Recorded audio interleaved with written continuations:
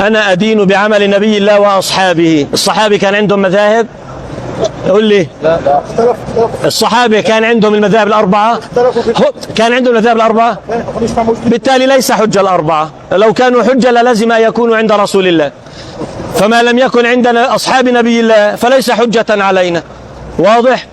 فأنو آمن لك أن تقلد أبا حنيفة أم أن تقلد المذاهب الأربعة مع بعض؟ أنت قل لي. أضمن لك أن تقلد الأربعة. أعطيك شيء اتفق عليه الأربعة، قالوا لا تتبعونا واتبعوا رسول الله. هذا أكثر شيء اتفقوا فيه يا شيخ. فإذا أردت أن تكون ضامنا للأربعة، إذا أردت أن تكون ضامنا للأربعة فاتبع نبي الله. شيء كل الأربعة لهم أقوال متفقين على دعوني واتبعوا نبي الله. والله لو بعث أبو حنيفة ومالك والشافعي وأحمد الساعة من قبره سأسأله أنت أم نبي الله؟ ما ظنكم؟ خلصنا. الآن الساعة. سؤالي مش شو سؤالي إنه حديث النبي حسب فهمهم من اللغة العربية اختلفوا في تفسيره. أنا لا يعنيني. أنا حينما أدعو الناس إلى نبي الله لا أحب أن أتكلم في خلافات الناس. اختلف المذاهب ولا أتكلم في خلافهم، بل لا يعنيني لما اختلف. لا يعنيني. يعنيني أن أتبع نبي الله ولا أختلف فيه، أن أقيم الدين ولا تتفرقوا فيه.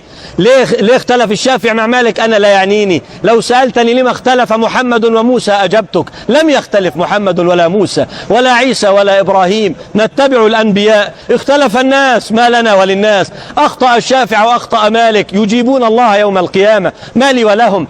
على الله لي عند الله أن أتبع نبي الله. قال الله الآية 56 بعد 100 في سورة النساء: رسلا مبشرين ومنذرين لئلا يكون للناس على الله حجة بعد الرسل وكان الله عزيزا حكيما. لكن الله يشهد بما أنزل إليك، أنزله بعلمه والملائكة يشهدون وكفى بالله شهيدا. ما في حجة بعد محمد عليه الصلاة والسلام. اختلف أبو حنيفة ما لي وللرجل، اختلف فلان ما لي وللرجل، ديني لا يعنيني. اختلفوا فليجيبوا ربهم لما اختلفوا وفيما اختلفوا. إذا سألني الله قلت له قال الله قال رسوله، هذه حجة الله. لا تبعث الأموات من قبورهم، لا تبعث الأموات من قبورهم. مات أبو حنيفة ومات مالك ومات الشافعي ومات أحمد، وأبقى الله لنا سنة نبينا عليه الصلاة والسلام. قال الله نزل أحسن الحديث كتابا متشابها مثاني تقشعر منه جلود الذين يخشون ربهم ثم تلين جلودهم وقلوبهم إلى ذكر الله، ذلك هدى الله يهدي به من يشاء. قال بعدها: ضرب الله مثلا رجلا فيه شركاء متشابهون. اللي بده يتبع اليوم الناس والمذاهب والمشايخ هذول متشاكسون مختلفون. ضرب الله مثلا رجلا فيه شركاء متشاكسون، والذي يتبع محمدا يتبع رجلا واحدا لا شكس فيه.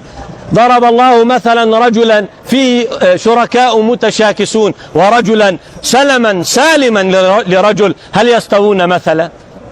هل يستويان مثلا؟ الحمد لله، بل أكثرهم لا يعلمون. إنك ميت وإنهم ميتون. لا تبعثوا الموتى من قبورهم. من احتج فليحتج بنبي الله عليه الصلاة والسلام، تبلغه صلواتكم وسلامكم. قولوا اللهم صل على محمد وصلته صلاتكم بأسمائكم. قال الله له: صلى عليك فلان وفلان وفلان، ثم صلى الله بها عليكم 10. طيب، لو صليتم على أبي حنيفة تبلغوه؟ يصلي الله عليكم؟ فرحم الله أبا حنيفة ورحم الشافعي.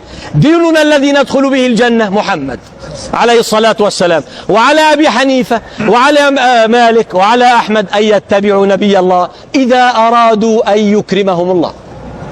واضح؟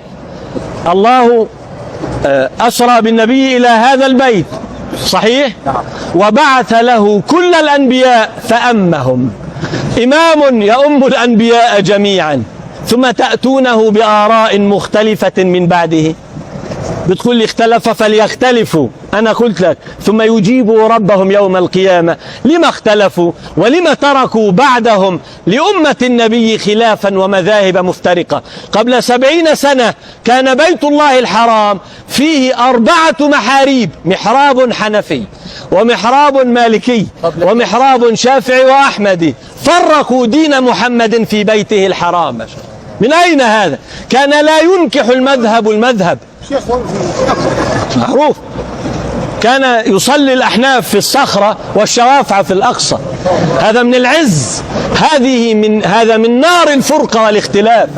من قال لكم أن المذاهب رحمة؟ الاختلاف فرقة كما قال ابن مسعود رضي الله عنه، الفرقة تضيع الأمة. واضح؟ هذه الأمة لها هذا الكتاب وهذا النبي، لا يأمرها أحد إلا ربها ونبيها، فمن قام دون ربها ونبيها يخالف ربها ونبيها فهو شيطان. واضح؟ من احتج عليكم في دينكم فليكن من القرآن أو مما قال عليه الصلاة والسلام، ودين هذا النبي أبين من الشمس ورب السماء والأرض. دين هذا النبي في الصلاة وفي الصيام والحج والزكاة أبين من عين الشمس، ولكن الناس لا يعلمون. واضح؟